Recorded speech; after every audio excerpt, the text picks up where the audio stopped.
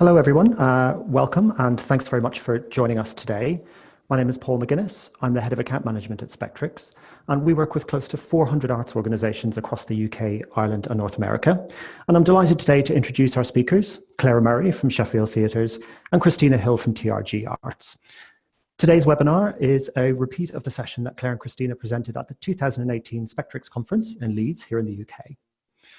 Claire is the Communications and Fundraising Director for Sheffield Theatres and has over 20 years' experience working in the arts sector. She previously held marketing and communications roles at the Royal and Derngate in Northampton and at De Montfort Hall in Leicester before joining the senior management team at Sheffield Theatres in August 2009. Since then, Claire has been leading the marketing and sales team through a period of change, growing audiences and increasing revenue through a range of strategic projects, including the work that they've been doing with TRG Arts. Christina Hill is a senior consultant at TRG Arts, and she spent more than 25 years in the not-for-profit and commercial arts sector, both in the US and internationally. She's held roles in leading arts organizations, including the Actors Theatre of Louisville, Kentucky Center for the Arts, the Louisville Broadway Series, and Bay Street Theatre. Christina brings a diverse range of experience to TRG Arts in the US and in the UK and Europe, and works closely with a range of arts organizations, including Sheffield Theatres. I'm delighted to hand over to Claire and Christina, who will run the webinar today. Thank you. And thank you, Paul, so much for that lovely introduction and for hosting us today. A warm welcome to everyone and a huge thank you to you, Claire, for sharing your story on today's webinar. Just before we get started, just a few housekeeping items. Please keep your phone or your microphone on mute. This is the best way for us to ensure that everyone can hear. And send us any questions that you have throughout the webinar. You can include your name and organization using the Q&A button in the main navigation bar on your screen. We'll address as many questions as we can at the end of the webinar. Also, please know that this webinar is being recorded. We'll upload it to the TRG website in the coming days, and we'll send you an email with a link to the recording.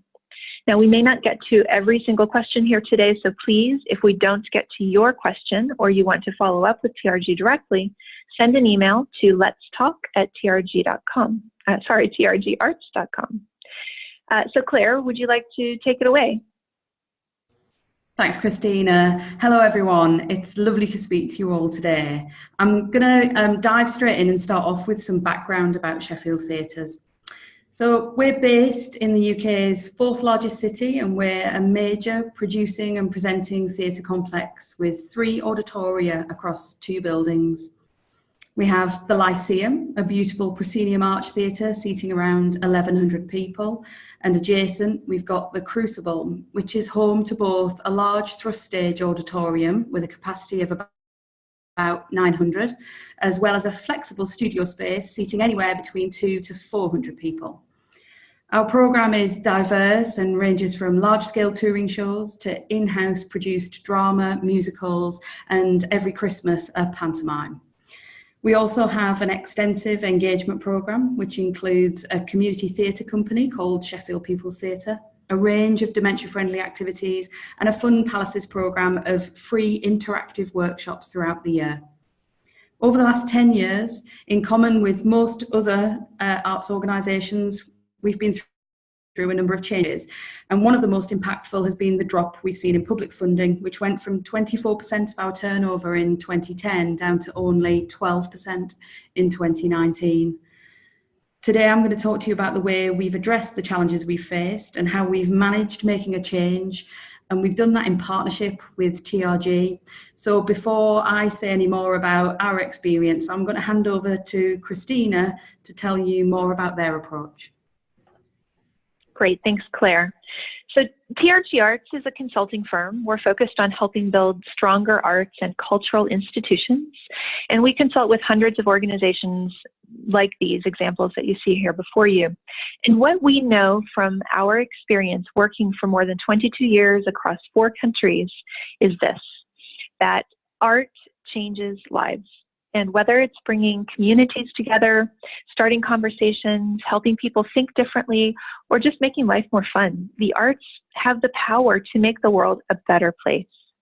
So our organizations have great and important ambitions and dreams for this kind of impact. These dreams can only come true when our organizations are held up by strong foundations, right? So what we found is that building stronger, more resilient organizations often requires that we think a little bit differently and that we change the way that we're doing things in order to more sustainably give art life. It's imperative that we build those foundations and those roots that will allow us to grow and to spread our branches that can shelter and sustain our communities in the long term. So I invite you throughout this presentation to think about these things. How might we need to change in order to make arts possible? How can we ensure that we have the resources to do all of the great work that we want to do? And how can we ensure that we are able to make the greatest impact to our audiences and to our communities? Now, I would suggest to you that the secret is in our patrons, our audience members. Not only are they our key stakeholders and those that we want to serve and impact, but our audience are also made up of patrons that can be sustainable source of income. Audiences, in our experience, can help you strengthen your organization and allow you to further your mission. And why would we call this sustainable income? It's because it's income that your company can earn for itself. And in today's environment, to us, that feels even more important than ever.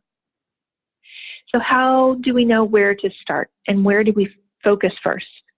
How can we implement change and make it stick? Well, the first place to start is data. Everything we do at TRG Arts starts with data. We believe in the power of data to motivate action, provide a roadmap. It helps us strip emotion away from decision making, and it helps us measure results. So after analyzing millions of points of client data, we've developed a methodology that focuses on building those patron relationships and helping organizations create that long-term sustainable revenue. There are two foundational pieces of this work, and you'll hear from Claire how each of them has driven change at Sheffield Theaters. The first pillar is strategic demand-based pricing, building your pricing and scale of house in a way that creates and leverages demand, lays the foundation for revenue growth. And when it's partnered with the right programs and practices, it also lays the foundation for loyalty, because our incentive to purchase early is stronger when pricing reflects demand. The second foundational pillar that creates renewable income is building patron loyalty. Deepening relationships with patrons, incentivizing and rewarding loyal behavior builds revenue that's repeatable and creates more sustainable organizations. Because loyal patrons are more likely to come back, they're more likely to do more, they're more likely to spend more, and they are a renewable resource. They can be relied upon over time. So in our work with Sheffield, after reviewing their data, we developed a multi-tiered approach to accomplish both of these two important pieces of work. The first thing we did together was change the scale plans. This allowed us to drive more revenue in high demand situations and improve the experience in lower demand. Then we looked at the membership model. We knew that growth in Sheffield's audience database was driven by single ticket households, but that members bought 3 times as many tickets as single ticket buyers. The existing scheme was cumbersome to communicate and to administer, so we restructured it. And together, we then reviewed and enhanced Sheffield's marketing campaign so that we could target and maximize messaging to each segment, applying recommendations to drive demand. Finally, we instituted a regular practice of revenue pacing meetings in which Sheffield's team jointly make inventory management and dynamic pricing decisions based upon data. In our first step, demand management, we changed scale plans, pricing, and how Sheffield manages their inventory. Now, this was a very different approach for them, so belief and trust had to be strong here. And the goals of this work were fourfold. First and foremost, we wanted to ensure that every performance has that perception of success. It means that the house looks well attended, even if it's not, and there are no visible gaps in the house based on how you scale. And then as demand increases and more of the house begins to fill, per capita revenue or average ticket price should also increase. If done well, the scale plan itself can make this happen without manually having to make price increases. Next is inventory management, or managing what seats are released when. We want the house to dress itself as seats sell. Ideally, it's filling from front to back and from side to side. And then finally, all of our decisions should be made with this end in mind, that we want to honor and grow patron loyalty. Claire is going to share with you now a little more about the change that was implemented at Sheffield and her experience of managing that change process. Thanks, Christina. So looking back to 2016, when we started working with TRG, organisational change in Sheffield was really at its peak. We'd just gone live with Spektrix, we'd recently refurbished the Lyceum, we were staging more new writing, and we were focusing on diversity in every area of the organisation. We wanted to continue to be ambitious in our programming decisions, and we knew we had to diversify and grow our audiences, all of which needed money. Whilst we'd been tinkering with pricing over a number of years, our basic approach had remained the same for a long time, and we weren't seeing much growth.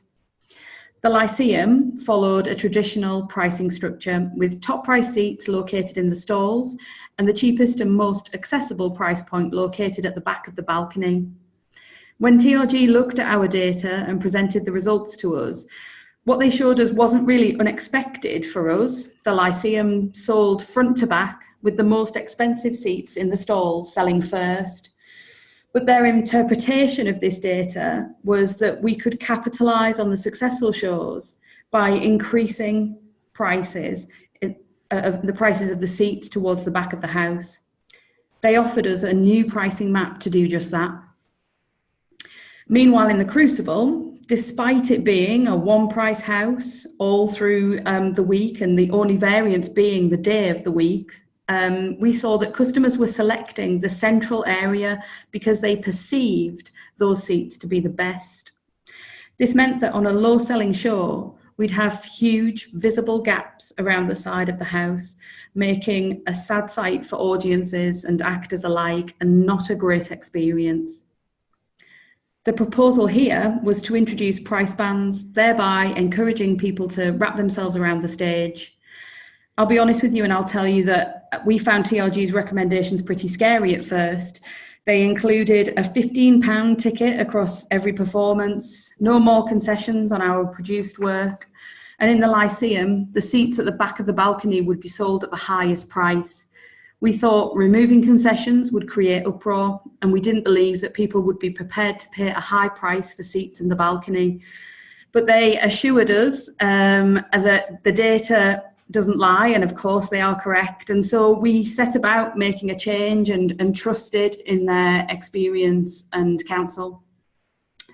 For us, this change meant sharing the data and our proposals with everyone in the communications and box office teams through workshops and briefings, investing in training and engaging in sustained dialogue with our people in advance of announcing the change to the public, preparing responses for complaints or comments that we felt sure we were going to receive, and being open to everyone's questions and working together to think about how we were going to present this change to customers. The team in Sheffield are brilliant, but it wasn't plain sailing. They really questioned our thinking as a senior team. They gave voice to their complaints, the complaints that they thought would be forthcoming from customers.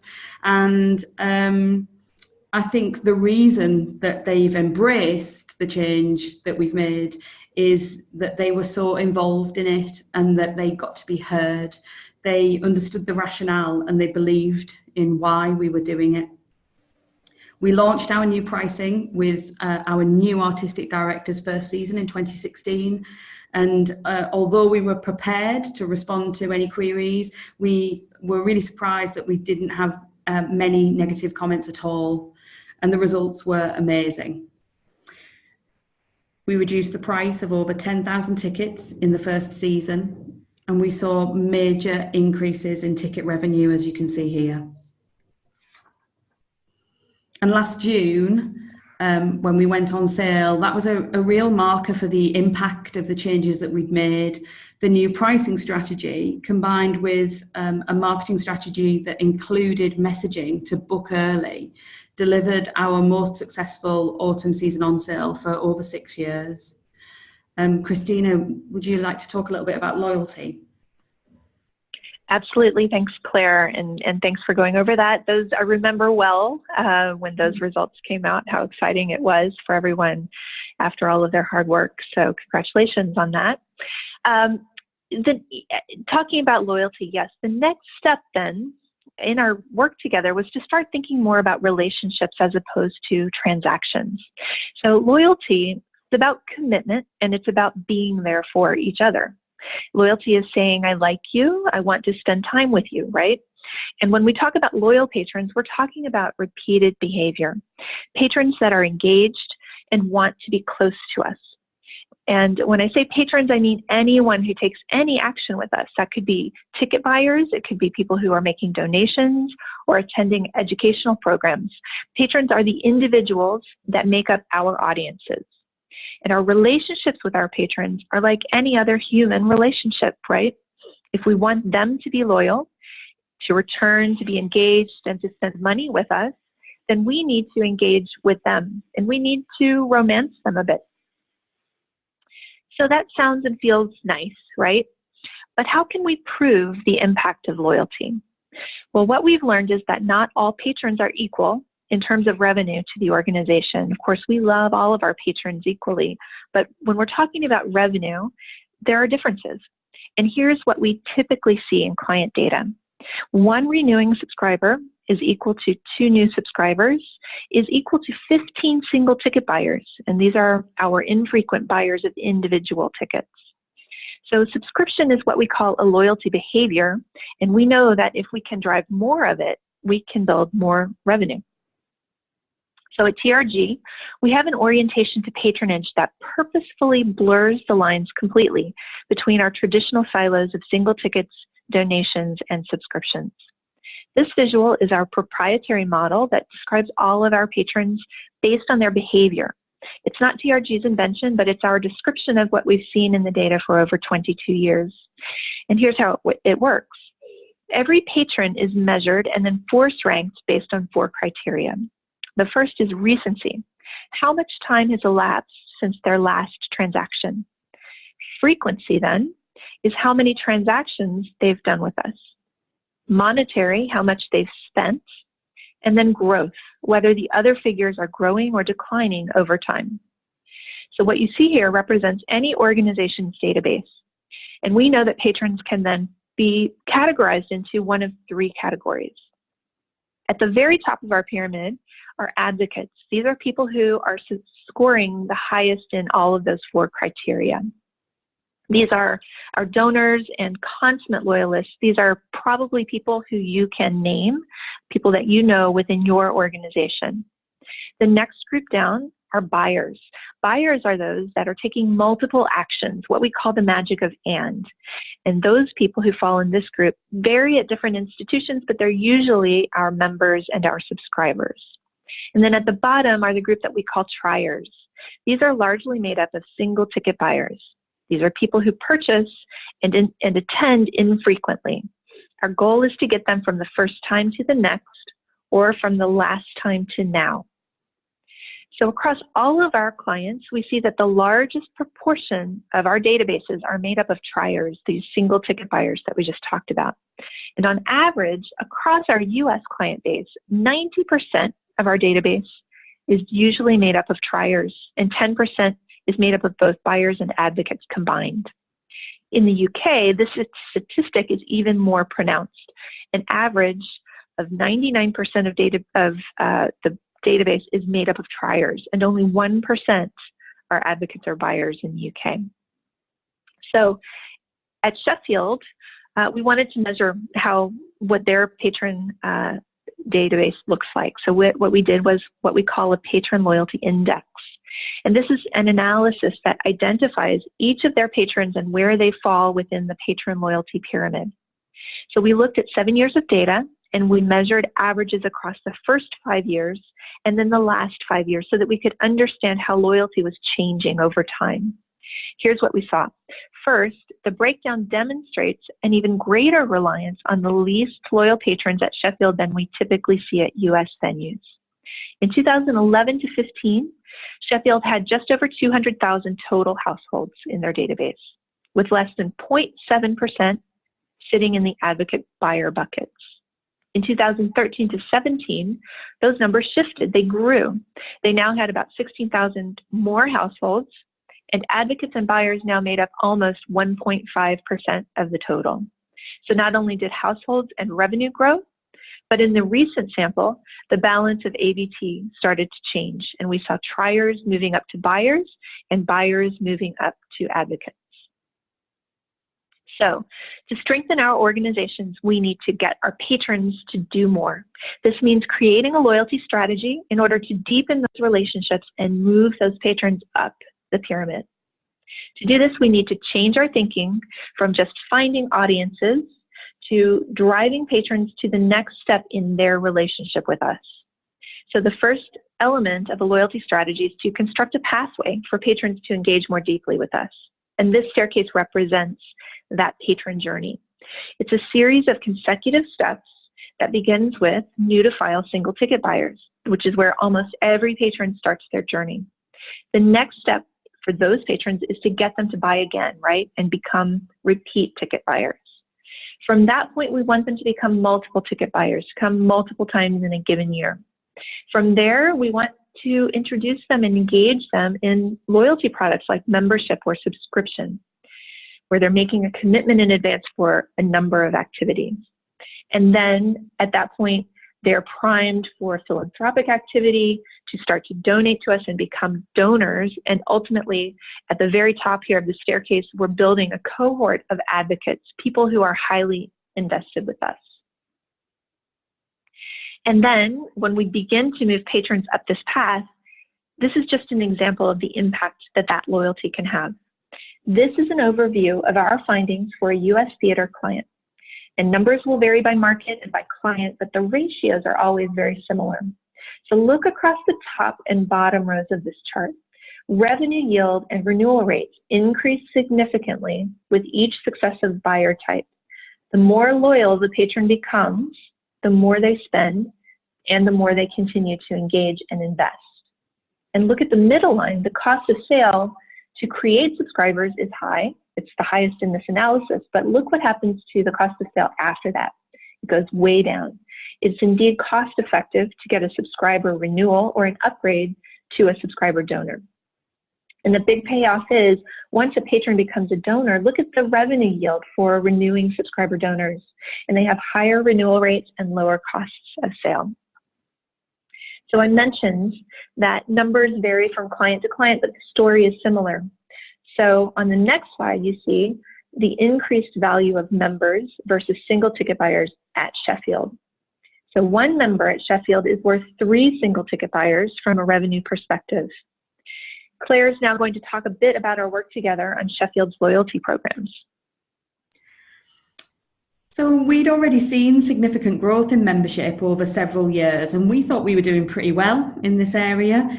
But TRG challenged us to think about whether we could do better, and that started with our membership structure. That took a bit of courage for us because we'd changed the structure of membership 4 years earlier, and we'd seen a drop in members and had many people who were unhappy about the reduction in discounts that change had brought about.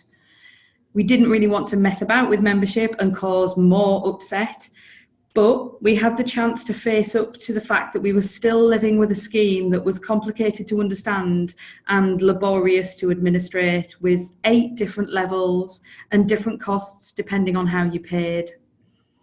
Hot on the heels of removing concessions for tickets, we took the decision to remove this level from the membership as well. We knew that that would make the membership offer clearer, which in turn would help growth. So we landed on 3 levels of membership, with the offer of a second-year discount to incentivise renewal by direct debit. With that clear structure in place, we then turned our attention to our communications, Now, when I was putting this presentation together, I couldn't find a full-page brochure advert for membership as easily as I thought I would be able to. I found that we'd given it less space over a period of years, and that we'd often tucked it at the back of the brochure. It had really faded from our core messaging. In addition, the adverts that we were doing were show focused, and in many cases they didn't include the price. That might have been because there were so many prices to choose from. TRG suggested that the benefits of membership should be central to our communications, so we made a change to the way that we presented membership in the brochure and online. We moved it back to page 3 in the brochure, which is a prime position, and online and in print, the pricing and benefits were made much clearer. The final change was adopting what TRG describe as a multi-touch, multi-channel approach to membership sales. In effect, making contact several times with customers on a single campaign. I had reservations about bombarding customers with lots of messages, but our first experiment did bring positive results, really great results. And so it's now become a very natural part of our practice. We've seen membership grow year on year, and at the time when I originally did this presentation, I was reporting that we'd reached just over 2,700 active members. Now that was only November last year, and we're now at 3,000 members. So we're really thrilled with those results. We've also launched a new regular giving scheme to encourage loyalty. This gives people a clear sense of the benefits, or how we'll recognise their contribution. It's been really well received by our current donors, prompting several people to uplift and consider new gifts in support of our work. And this March, we've addressed a key gap in our loyalty ladder subscription. So we've launched season tickets. This initiative sits alongside membership, and it offers those who commit to booking 3 or more of our own shows a much higher level of discount and the earliest possible access to book, so a new level of priority. We've worked hard on segmenting our customers to position season tickets to our various audiences. We hoped we might sell 200 season tickets, season ticket packages. We've sold almost double. Many people are booking for more shows than they have in the past, and anecdotally they're booking for shows that they wouldn't usually try, and we've seen that in advanced sales for our studio shows in particular. It's allowing us to surface customers who we can build our relationship with. As Simon Cowell might say, we're going to take them through to the next round or to the next level. Ultimately, this scheme will, we hope, help us to identify our advocates and increase our fundraised income. Christina. That's fantastic. Thank you, Claire. And I love that image. All right. So when we are introducing change of any sort, it's kind of like stretching a rubber band.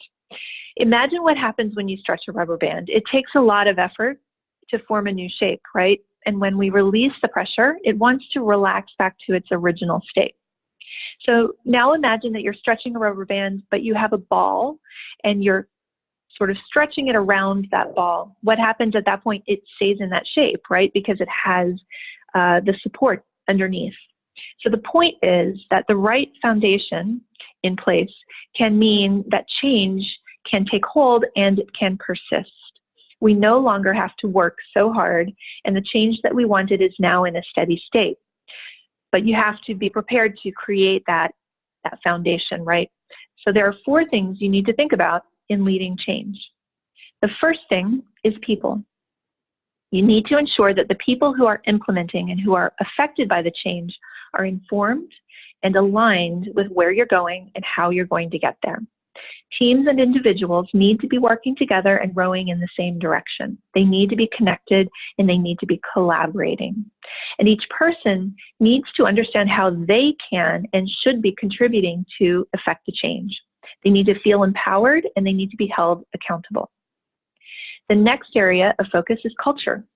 Culture trumps everything, really. If you don't have a strong culture, it's going to be really, really hard to enact change. So there must be belief in your direction, and it has to start from the top and come all the way down. Leadership must hold and drive belief in the change across the entire organization. Trust is key. Staff must trust leadership, and leadership must trust staff. And your teams must trust each other. A shared vision, clarity about roles, and respect for each other can help build trust and help create a healthy culture that will support change. Then you also have to think about process. And you want to create the choreography here that will codify and support the change that you want to enact. Get everyone dancing in the same direction, so to speak. These processes need to be data focused. They should work cross-departmentally, and they must be clear, results-oriented, and measurable. Finally, you need to have a defined strategy for the enactment of your change. How do you need your people and your processes to support it in the near term and in the long term? What is the relevance of the change to your mission and the function of your organization? And what will be its impact? Where might you need to balance focus in order to give rise to change? How are you implementing the change over time? Who's responsible? How are you addressing specific opportunities, specific needs, and when? You need to think these things through and formalize a plan of action that gives structure to your change. And finally, think about your true north. When all of these elements are aligned together around a common cause, change has a much greater chance of sticking. In our work, patron relationships are that cause. An organizational focus on building relationships with and loyalty within our patrons gives us purpose and focus that can make magic happen. Claire's now going to share a bit about how she implemented these elements at Sheffield. Thanks, Christina. So yeah, there have been a few key principles that have guided our change over the last 2 years. Right from the very beginning, we had a core team in place, and at the start, that was myself, the chief executive, the sales manager, and the communications manager. We believe it's been essential that the project is owned at the highest level, and our chief exec continues to have a close oversight of our work whilst I lead the team on a day-to-day basis. The team's much bigger now. You can see, on that previous picture, that we have a larger group of people who are in the pacing meetings, and we now include our fundraising manager and our programming team. And we're meeting on a 2-weekly basis to look at how sales are going.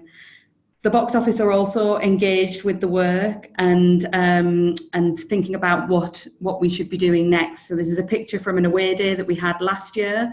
We really believe in consistent communication with the box office team, and that means monthly meetings, and as you see here, an annual away day where we review everything that's happened over the last 12 months. We've got more intelligence than ever before as well, and we're using all of that data in our decision making.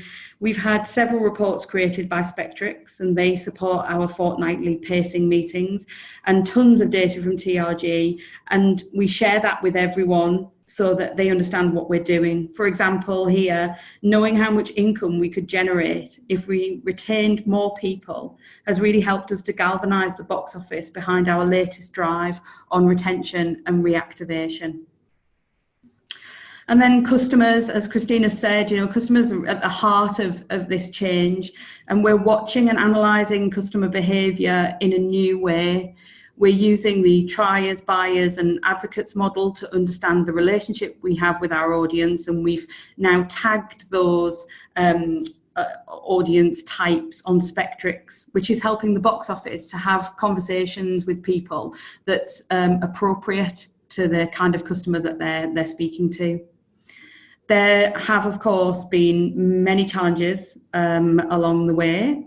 Time is an enormous challenge because we have so little of it, and I know that I'm not alone, I'm sure, on this webinar in saying that. But I've carved out at least 2 hours each week, every week for the last 2.5 years, 3 years, and that's been difficult but essential because the change was and is a priority for our business. I would say to anyone who's leading a change, one of the most important investments that you can make is to give it your time. And then in terms of the culture, I think in the past we might have told our teams what was going to happen. But this change has collaboration at its heart. So in this change, we've talked about things that we're proposing, and we've shaped our decision making together. Our people know that they can raise concerns and ask questions, and their involvement in the change has given them a sense of ownership, and I think that's ultimately been crucial to our success. Marketing investment, well, the marketing budget has really been reallocated rather than growing, and that's yielded really good results so far, but we believe that we could do more. So the next step is going to be using the data to support some decision making around additional investment in the marketing budget. That might be a tough one because, again, that's going to be a reasonably big organisational change, so just watch this space on that. And then I think what we needed to do was recognise that that this is a big change, and that we needed to support people to overcome their fears and to help them to understand what was happening. So we wanted to make this change with people, not do it to people. And I think communication is central to change management. It is challenging to reach people with the how and the why of the work that you're doing, especially when you're working in a large organisation. So we've really committed to it, and we've engaged in dialogue in every part of the business, from front of house to finance, from the board through to external producers and promoters. And that's really helped us to ensure that the change is taking hold. And I suppose my final thought is on communication, because I think it's just got to be open and as far reaching as you can make it, because that's really where our focus is, just making sure that we're always talking about the work that we're doing and what we've achieved, celebrating that, and then thinking about how we push forward. That's really how we've tackled making such a big change here in Sheffield. Thank you, Claire. That's really fabulous, and I'm sure that everything that you just said probably resonates really, really well with everyone on the call. So thank you so much for sharing that. I think that's really key. Okay, so now it's time for questions, and we do have a few questions that have come in that we can start with. Being sensitive to time, we may or may not get to every question. So if we don't get to your question, we will be happy to reach out to you directly to answer that. Or you can reach out directly to either of us, and we'll provide our contact information at the end of the call here. I have a question here that I can start with, if that's okay, Claire.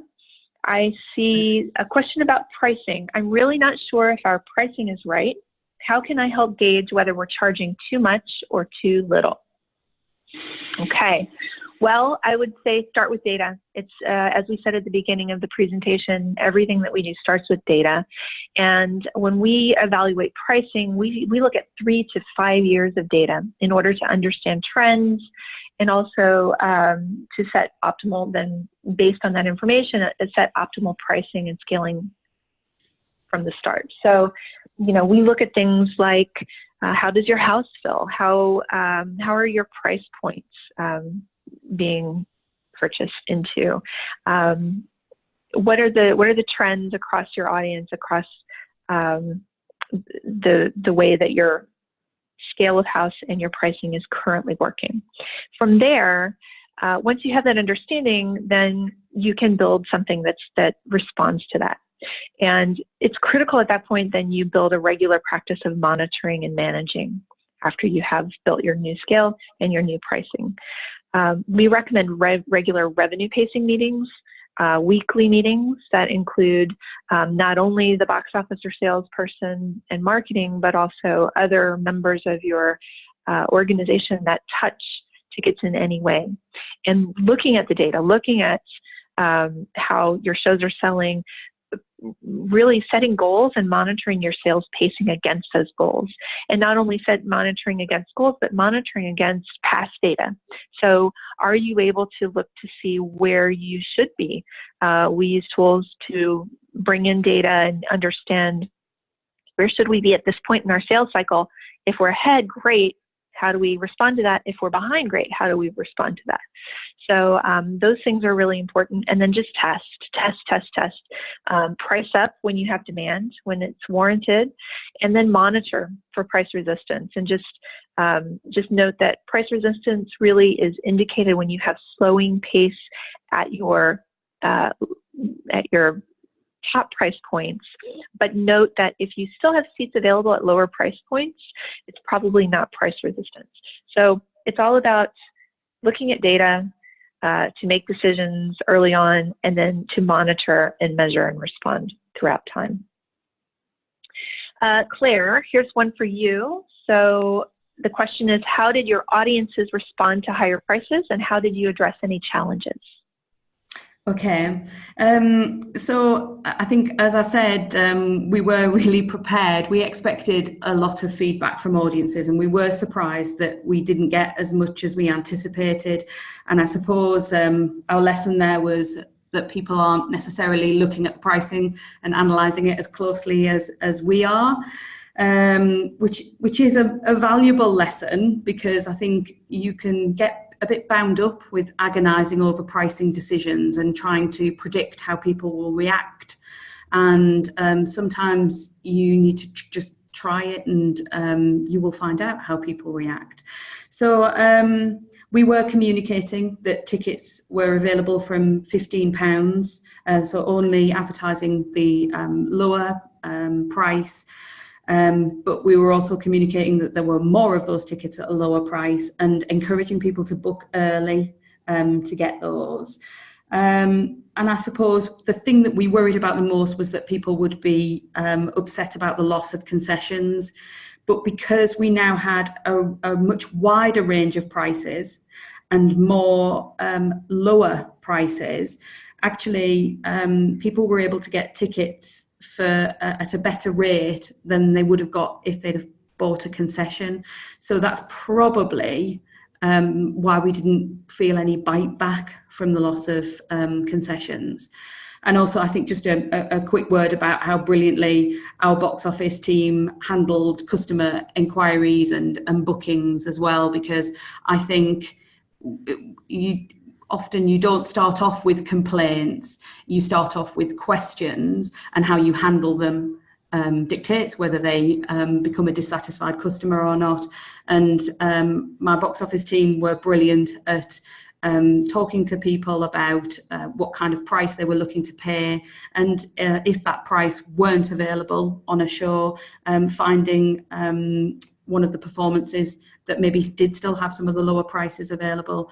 So I think, you know, empowering them and really celebrating how well they handled that customer journey as we moved towards this new pricing. I think that was really important in our process. But yeah, great, absolutely. You have some superstars over there, so that's good. Okay, so the next question that I have, I can take. It's about memberships. We introduced memberships in the past year and are just now renewing them for the first time. What are some tactics to encourage more renewals and improve renewal rates? The first thing that I would say is that the key to driving renewals starts from the day that they first take the action to join your membership program or your subscription or to give. It's about building that relationship over time. So once we acquire a new subscriber or a member, we want to start from day one to build that communication. And we want to make sure that they're using their membership or their subscription. We want to pull some data, make sure that people are actually buying tickets, they're attending, they're participating, be in communication with them, invite them to do things, and surprise and delight them. You know, this is something that's really important. We build renewal plans around this with our clients all the time, in which we think about, outside of actually sending a renewal, what else can we do throughout the season, throughout the year? So what can we do? For example, some clients will put a card, a note on the seat of a new subscriber and say, welcome. We're so excited that you're here, and it has their name on it. You know, personalized contact is really important. Giving them special offers every now and then, that sort of a thing. And then there's also practice around your actual renewal process, how many times you should be in touch with them, through what mode, and with what kind of messaging. And, you know, the key is you don't just send one notification, and there's a bit of an art around it, but it's, you know, multiple touch and multiple channel, and it's personalized to say thank you for what you've done with us, and please come back, and or please consider upgrading. So part of the renewal process is also related to your upgrades, and it's really important how you build your messaging and your campaigns there. Claire, here's one for you. How have your board been through all of the change? What was it? Was it hard to convince them? Was it hard to win them over? So we've got, I should say, we've got a great board, but they are very rigorous with us, and we knew it was really important to get them involved in what it was that we were proposing right from the very beginning. So we had a board meeting with TRG there, and they presented some of the findings from the initial data analysis that they'd done with us. And they also showed what might be possible from our work with them. And, you know, real advantage there, because what TRG were bringing was a lot of experience about the impact of some of the changes that they'd made with other organisations. So I think that gave the board a greater level of confidence, because, as Christina said, it is about trust. It was about them trusting that we were making the right decision to enter into this partnership, and that we were doing it for the right reasons. So the board are obviously really committed to us achieving our charitable objectives, and they recognise that in order to do that, we have to think about how we can increase our income, and this project gave us that opportunity. I report to them really regularly, so once every 2 months I give them an update on how our work with TRG is going, and they get to ask me all the questions.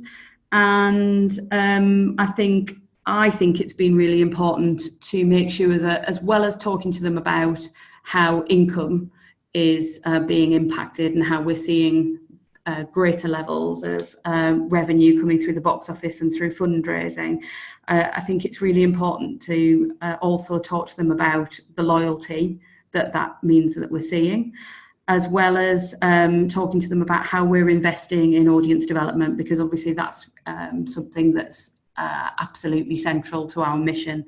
So it's about making sure that the story that we're telling isn't just about we're making lots more money, because that's not what we're here for. There's a purpose, and it's about holding on to that purpose. That's why it's important. So yeah, they've been really supportive, I'm glad to say. Very good and well said. Thanks, Claire. I think that is all that we have time for today. So if you have submitted a question, we will follow up personally with any unanswered questions.